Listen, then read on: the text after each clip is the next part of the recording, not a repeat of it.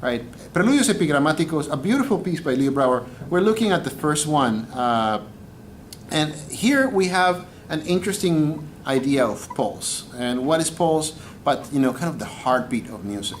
So he's got this open B that is replied to by the B on the fourth string. Now you're probably thinking, David, what are you talking about? There's a D in the middle of it. We'll worry about that D in a second, right? Let's just first establish the pulse, right? So since we're in groups of 4, the hierarchy of 4 is going to be strongest beat first, the weaker beat second, the stronger beat third, and the weakest beat fourth, right? And so we're taking out the D's, which basically leaves us with a strong versus weak relationship, right? And here we have an interesting proposition. We have the open second string that should be stronger than the thumb playing that B over here on the 9th fret on the 4th string. So this tends to actually be louder. If you let your fingers take control of what you're doing, you're going to end up with this. Not necessarily what Brouwer is after, right? So you want to feel strong, weak. Now, on top of everything, he's telling you to play a piano, right? Now, a brilliant student of mine came up with an idea. May I give credit? Moises came up with a brilliant idea of doing vibrato on it, but not only doing vibrato, but doing vibrato on triplets. 1, 2, 3, 3. Actually, it's the other way around. So 1, 2, 3.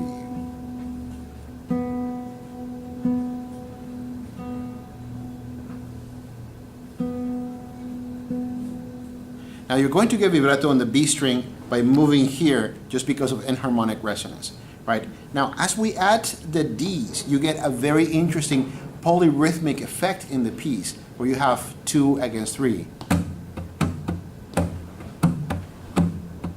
So over here is the vibrato. Over here is the 8th notes. Together. Right? So you get 1, 2, 3, 1, 2, 3.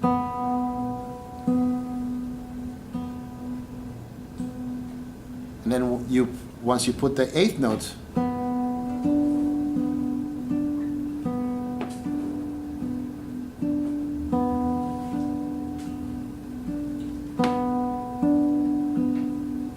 right? You're not supposed to do it that many times. It's only basically 4 beats that you have to do that in.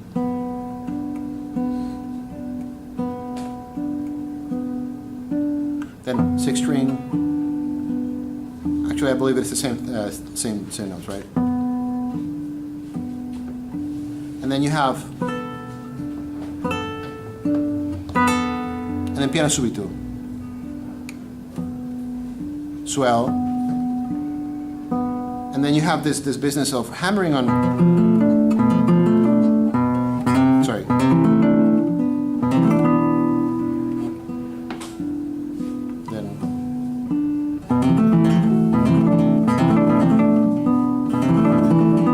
Right, and it's really something that rolls off the hand.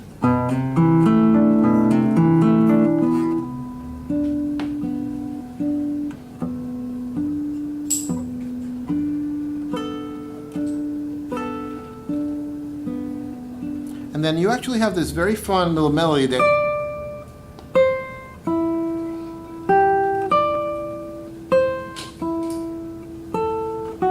you're going to superimpose on top of all of this business. So, open first string.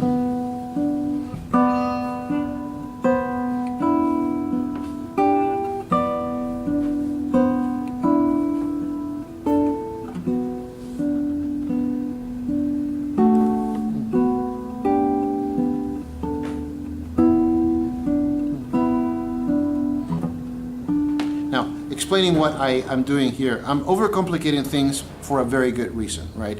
So you have this open B, so we're switching, well no, actually we're going right back. We had a switch in accent at the beginning of the 3rd line.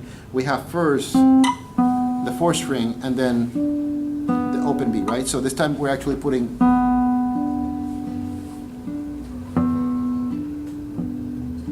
then here's the open B, and here, as we play the D, is the B on the 4th string. And then when you play the 2, which is the C, you're going to play that together, middle and ring, with the open B. Yeah? And then this B alone is on the 4th string. Then again, open B, thumb on the 4th string, open B, and you magically land right there on the 4th line, with your thumb on the B.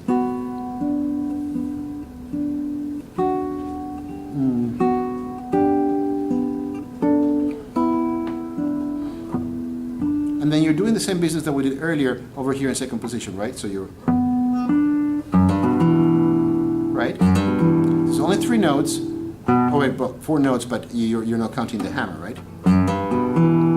Thumb, hammer, index, middle, then down to the 5th string, crescendo, and then here you have kind of like a D major chord, right?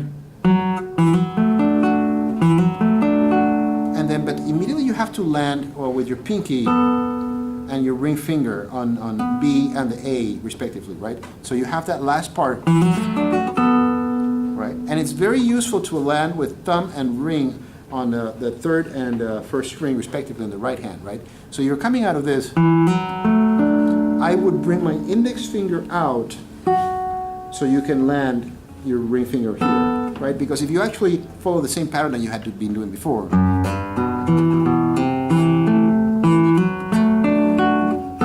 you would have to land with thumb and index, and then what do you do when you want to reply to that, to get that D in there, right? So it's more, it's easier. Bring your index, and then you can land with thumb and ring. Then he wants harmonics. Oh no, I skipped a line, sorry.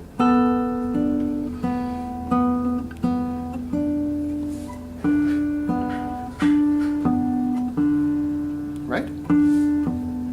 Then bar in the 7.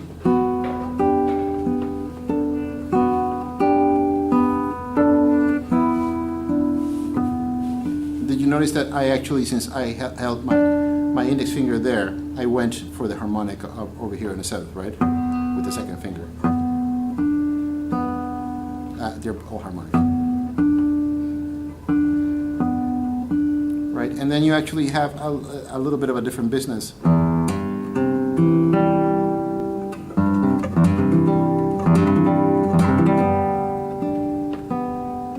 Or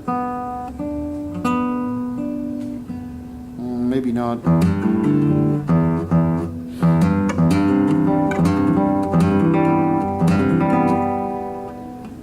I kind of really want to jump over here. And then we have open strings,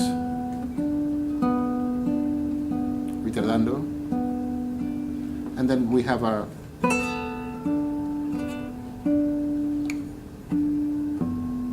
on the 7th position.